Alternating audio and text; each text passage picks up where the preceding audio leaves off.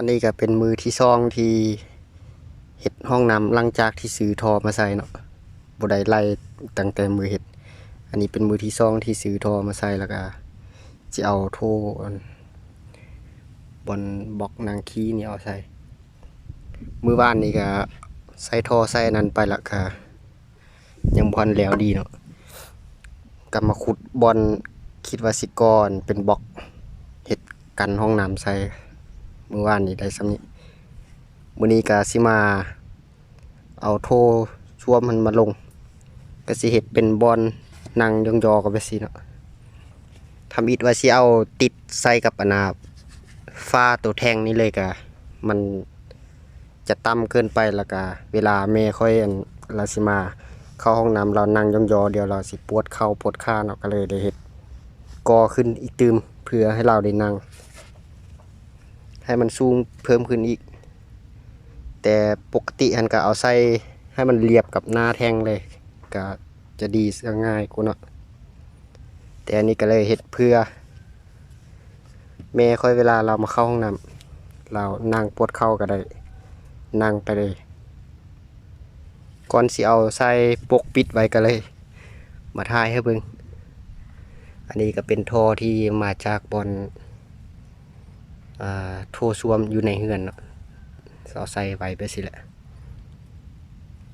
ก็สิประมาณนี้เดี๋ยวจังหน่อยก็สิเอาบอนหัวนั่งตัวนี้ออกมาใส่นี่อันนี้ก็ได้ล้างเรียบร้อยละอันนี้ก็เป็นตัวเก่าเนาะตัวเก่ามือซองที่ใส่อยู่เฮือนแหละ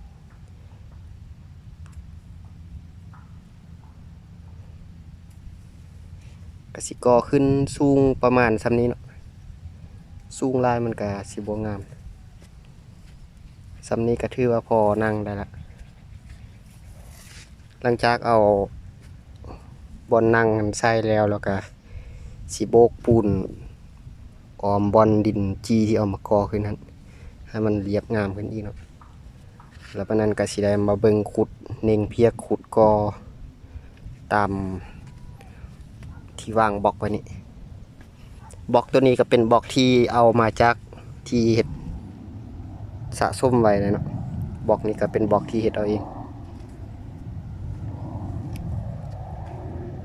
บ่ฮู้ว่ามื้อนี้สิน่าจะบ่แล้วดอกมื้อนี้เบิ่งอะเพราะว่าก็บ่เคยเฮ็ดเด้ให้ก็มาเฮ็ดเทื่อละมิดก็ค่อยๆเฮ็ดค่อยไปไปสิแหล้วเนาะแล้วยามใดก็ได้ใช้ยามนั้นแต่บอนนี้ก็ขึ้นใช้งานได้ละหลังจากเอานั้นลงแต่ส่วนที่เหลือก็หายังมาบังแล้วก็เข้ามาใช้บริการได้เดี๋ยวจังน้อยก็สิได้ไปซื้อท่อมาใส่บอนระบายอากาศนี่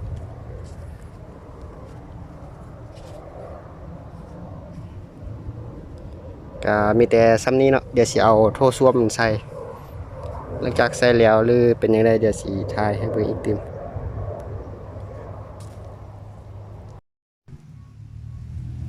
ตัวนี้ก็ได้เอาบอนนั่งใส่แล้วเนาะ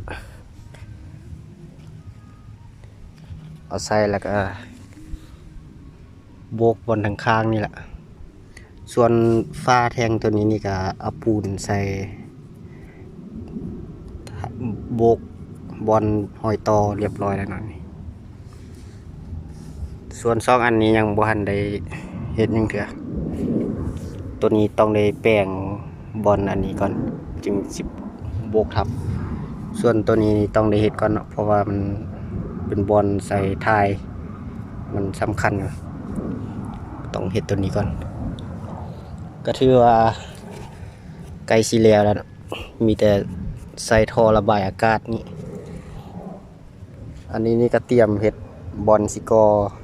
เป็นฝ้าห้องน้ำ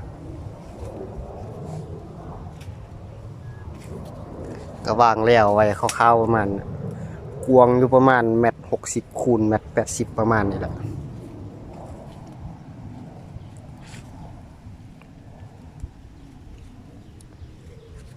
อันนี้ก็เป็นบอนนั่งย่องยอ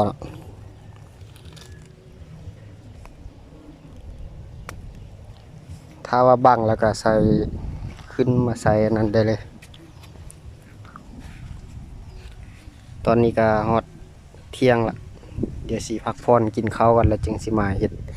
แทกบอลกอฟ้านี่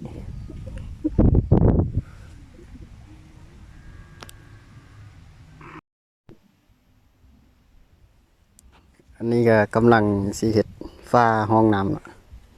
สิเฮ็ดกอกำแพงน่ะอันนี้ก็เฮ็ดเป็นคานไว้เรียบร้อยแล้วก็ได้อยู่ประมาณนี้เนาะ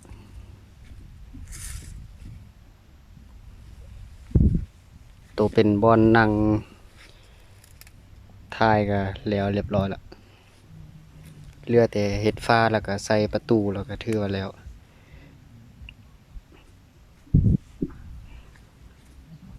ตอนนี้ก็กำลังเอาหินแฮมาเทใส่ตามขอบบล็อกดินบล็อกมันนี่ที่เอามาเฮ็ดเป็นคานห้องพื้นเอามาเทใส่มาทอกใส่ให้มันเนียนแต่ก็ยังบ่ทันได้แล้วหมดเด้อต้องได้เทให้มันครบหมดทั้งนอกทั้งในเพราะว่าดินตัวนี้มันยังบ่ทันได้แน่นต้องเอาหินแฮกับทรายมาใส่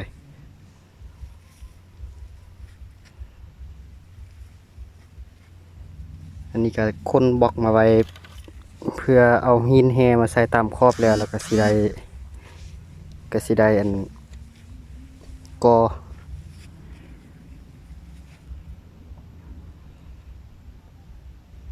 อันนี้ก็บรรยากาศตอนแรงนะ5 โมงมื้ออื่นก็ที่31 เดือน 12เป็นมื้อสุดท้ายของปีแล้วนะตอนช่วยก็ออกไปซื้อท่อตัวน้อยมาไว้เฮ็ดท่อระบายอากาศของโถห้องน้ำแล้วก็ไปซื้อปูนมาอีก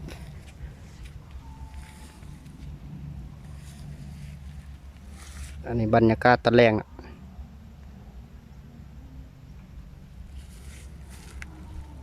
ตอนค่ำๆมานี่อากาศนี่โคตรเย็นเลยเย็นหนาวเย็นเลยเพราะเขตนี้มันเป็นป่ามีต้นไม้มีนั้นไล่อากาศมันก็เลยเย็นกว่าอยู่ในเมือง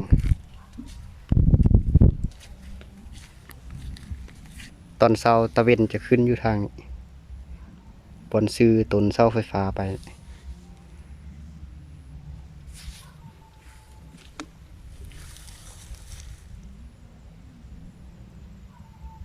อันนี้กำลังปีนมาทางเบืองทิศตะเวนตกตะเวนก็ไกลสิรับผู้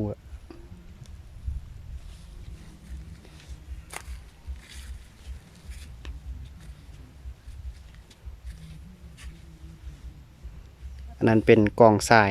ที่ไปห่อนเอามาหินแฮเอาไปใส่ตามขอบคานเมื่อกี้ยังสิไปห่อนอีกตื่มเนาะเพราะว่ามันมีขี้ทรายปนหินแฮมันก็เลยเฮ็ดเวียกบ่สะดวกปานใดก็เลยห่อนเอาทรายแยกเอาไว้ต่างหากเวลาสิเอาไปกอมันจึงบ่ได้เสียเวลาไปแยกทรายแยกหินอีกห่อนเอามาหินแฮแล้วก็เอาเก็บมาหินไปทอกใส่ตามนั้นทรายกับหินแฮก็ใกล้สิหมดแล้วอันนี้เป็นกองทราย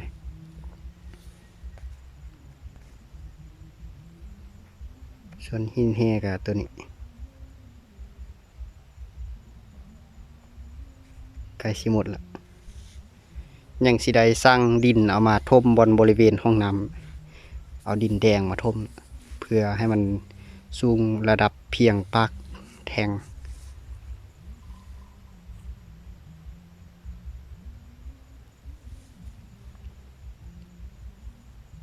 มื้อนี้ก็สิได้ซ้ำนี้มื้ออื่นคิดว่าน่าจะได้กอฟ้าละเดี๋ยวคันใดเฮ็ดไปฮอดใส่เดี๋ยวสิอัปเดตไว้เบิ่งอีกเติม